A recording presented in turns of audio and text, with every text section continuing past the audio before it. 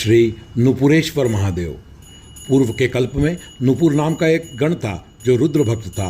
वह एक बार अप्सराओं द्वारा किए जा रहे महोत्सव को देखने के लिए कुबेर सभा में गया। उसने देखा कि वहाँ अप्सरा उर्वशी, रंभा, तिलोत्तमा तथा मैना मग्न होकर पूरी एकाग्रता से नृत्य कर रही हैं। उनके नृत्य को देखकर यह नुपुर बीच सभा में कूद गया और उनके साथ नृत्य करने लगा। वह इन अप्सराओं को सताने लगा। अप्सराओं ने तुरंत कुबेर देव को इसकी शिकायत करी। तब कुबेर देव ने तुरंत उस नुपुर गण को श्राप दे दिया कि जाओ और जाकर मृत्युलोक में गिरो और वहाँ जाकर पाप पुरुष हो जाओ।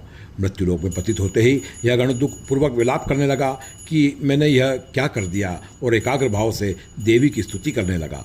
तब देवी ने प्रकट होकर उसे दर्शन देकर कहा कि हे पुत्र गणप, तुम मेरे आदेश से शुभ महाकाल बन जाओ। वहाँ सरस्वती नदी वापी यानी कुएं के आकार में विराजमान है। उससे दक्षिण में एक उत्तम लिंग विराजित है। उस वापी में स्नान करके तुम उस लिंग की आराधना करो। इससे शंकर जी तुम पर प्रसन्न होकर तुम्हारा उद्धार करेंगे।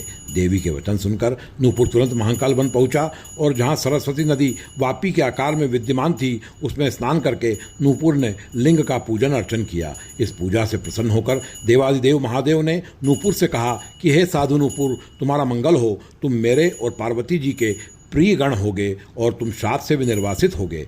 तब देवताओं ने लिंग का चमत्कार देखा और कहा कि नुपुर ने इस लिंग के दर्शन से सिद्धि लाभ किया था, इसलिए अब से यह लिंग नुपुरेश्वर महादेव के नाम से प्रसिद्ध होगा। जो भी व्यक्ति भक्तिभाव से श्री नुपुरेश्वर लिंग के दर्शन करता है उसकी सर्व कामना सिद्ध होती है और वह हमेशा प्रसन्न रहकर देवी पार्वती और शंकर जी की कृपा प्राप्त करता है।